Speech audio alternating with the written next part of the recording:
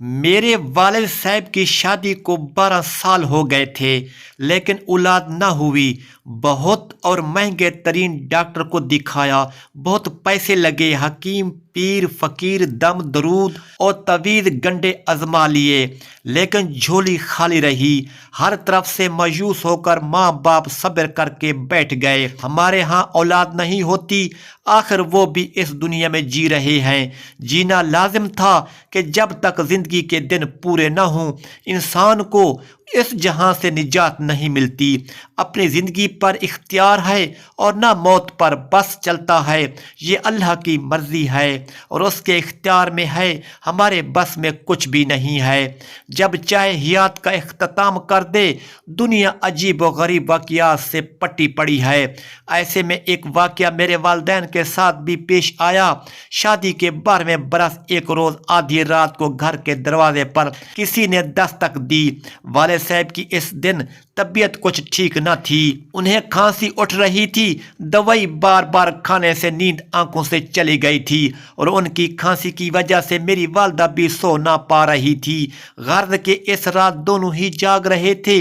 جب 2-3 بار دستک ہوئی تو والدہ نے شوہر سے کہا، ذرا دیکھیے آدھی رات کے وقت اس وقت کون آیا ہے، خدا خیر کرے۔ والد صاحب دروازے پر پہنچے اور پوچھا کون ہے، جواب نہ ملا۔ تب دروازہ کھول کر دیکھا ایک بے کس غریب شخص سردی سے کانپ رہا تھا۔ وہ فالج زدہ تھا، اس کا آدھا دھڑ کمزور تھا، وہ ایک ٹانگ گھسیٹ کر چلتا تھا، زبان سے بولنے میں دشواری تھی اور بات بھی نہ کر سکتا تھا۔ والد نے پوچھا کون ہو، کہاں سے آئے ہو، کیا چاہتے ہو؟ بڑی مشکل سے اٹک اٹک کر بولا، پردیسی ہوں، سیال کوٹ سے آیا ہوں، غلط بس میں بیٹھ گیا، یہاں اترا تو کسی کو نہیں جانتا، رات ہو گئی، ادھر ادھر پھرتا رہا ہوں، اب آوارہ کتے مجھ کو خوف زدہ کر رہے ہیں، اس لیے آپ کا دروازہ کھٹکھٹا دیا، مجھے اندر آنے دیں، آج کی رات پناہ چاہیے، سخت سردی ہے، کل صبح چلا جاؤں گا۔ اس کی حالت جب دیکھی واقعی سچ بول رہا ہے۔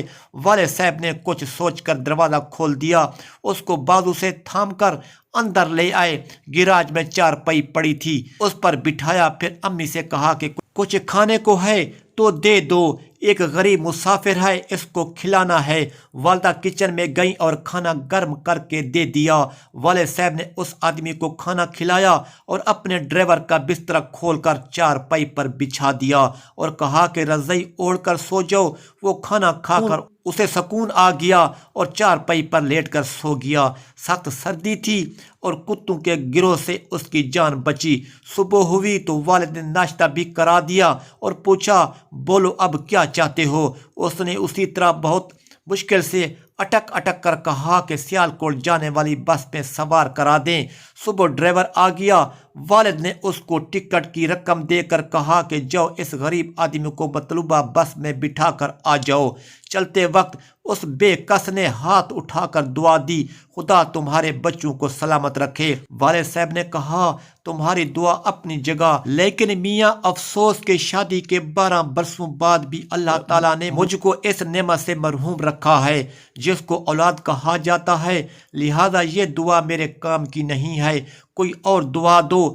اس شخص نے جیب سے ایک پڑیا نکالی اور بولا اللہ تعالیٰ تم کو ضرور اولاد کی نعمت سے نواز دے گا، یہ پڑیا ہے، اس میں میرے پیر و مرشد کی عطا کردہ راکھ ہے، آدھی تم پی کے ساتھ لے لینا اور آدھی اپنی بیوی کو کھلا دینا، انشاءاللہ جلد اولاد کی خوشخبری ملے گی۔ والد صاحب اس مسکین دبے بے بس آدمی کی ادا پر ہنس پڑے جو خود بغیر سہارے ٹھیک طرح چل نہ سکتا تھا، وہ اولاد کے لیے مرشد کی عطا کردہ راکھ دے رہا تھا۔ بہرحال اس کا دل رکھنے کو انہوں نے وہ پڑیا اس سے لے لی۔ جب وہ چلا گیا تو پڑیا کو کھول کر دیکھا، واقعی اس میں راکھ تھی۔ والدہ کو قصہ بتایا، وہ ضعیف عمر تھی، پیروں فقیروں کو مانتی تھی، انہوں نے بسم اللہ پڑھ کر آدھی راکھ جو چٹکی بھر ہوگی خود پی لی اور آدھی اپنے شریک حیات کو دے کر کہا کہ تم بھی پی لو، کیا خبر آدھی رات کو اللہ پاک نے ہمارے گھر رحمت کا فرشتہ بھیجا ہو۔ اس معذور انسان کو ہمیں آزمانے کے لیے والد صاحب نے راکھ کو ہوا میں اڑا کر کہا کہ اگر ایسے لولے لنگڑے انسانوں کی دی ہوئی دوائیں سے کام ہو جائے تو یہ خود نہ ان کو کھا کر صحیح و سالم ہو جائیں، پھر لنگڑے لولے کیوں رہیں؟ تم بھی کمال کی بات کرتی ہو۔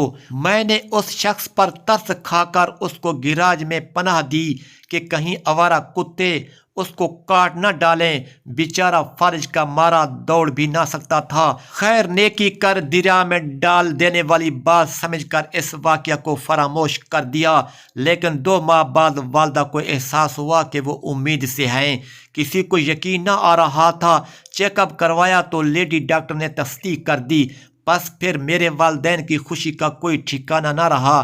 یہ محض اتفاق تھا، رب کی مہربانی تھی کہ ایک مسافر بے کس کو آدھی رات میں پناہ دی تھی، یا پھر اس راہ کی پڑیا کی کرامت تھی، یہ اللہ جانتا ہے، لیکن مراد بھر آئی تھی اور انہونی ہو گئی تھی۔ والدہ کی یہاں ایک ساتھ 2 بچوں کی پیدائش ہوئی۔ دونوں جڑواں بچیاں تھیں۔ بدقسمتی سے ایک صحیح سالم مگر دوسری بچی کچھ کمزور اور بیمار پیدا ہوئی۔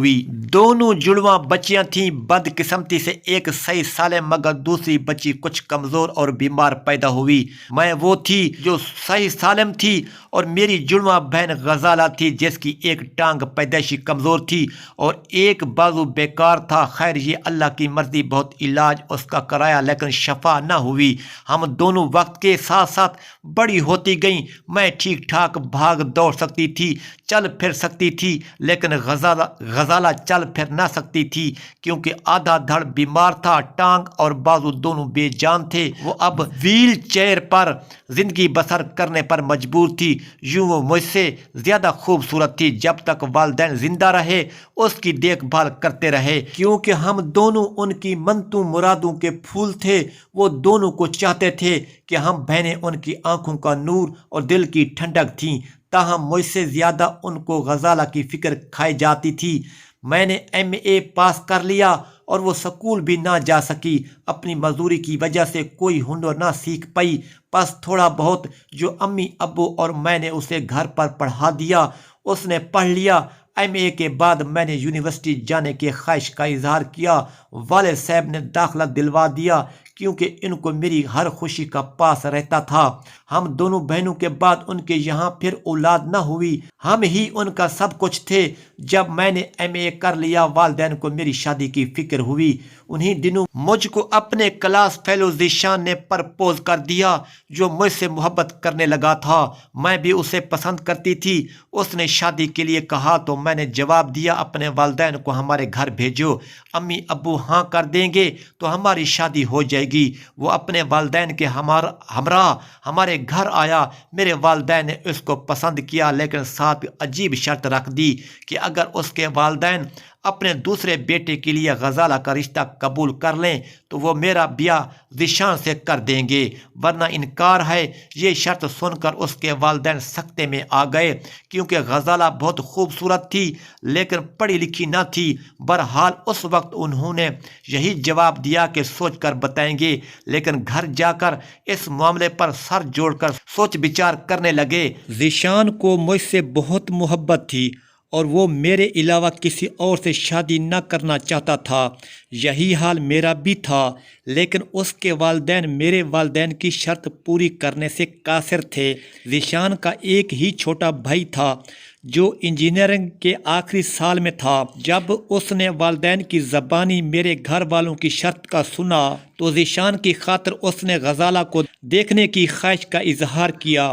دراصل وہ اپنے بھائی سے بہت محبت کرتا تھا اور ذیشان کو کسی صورت مایوس دیکھنا نہ چاہتا تھا۔ اصرار کر کے وہ والدین کو ہمارے گھر لایا۔ اس کا نام عرفان تھا۔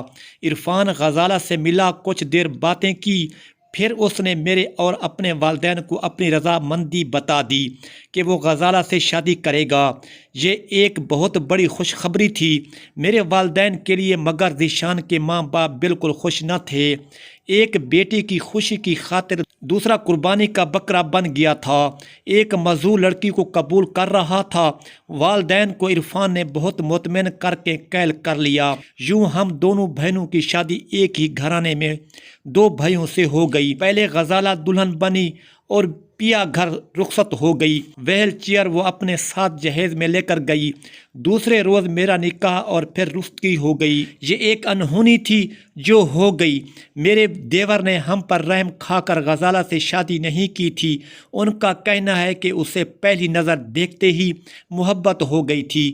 ویل چیئر پر بیٹھی ایک موزوں لڑکی کی معصوم صورت نے جانے عرفان پر کیا جادو کیا کہ اس کی معذوری بھی ارادے کی راہ میں حائل نہ ہو سکی، اور وہ دونوں آج نہایت کامیاب ازواجی زندگی گزار رہے ہیں۔ خدا کی قدرت کہ ہم ابھی تک اولاد سے محروم ہیں، لیکن عرفان اور غزالہ کو اللہ تعالیٰ نے 4 پیارے پیارے بچوں سے نوازا ہے جن کو ہم اپنے بچے سمجھتے ہیں۔ یہ اللہ کا دین ہے، جس کو چاہے جو دے، جس پر جب چاہے مہربان ہو جائے۔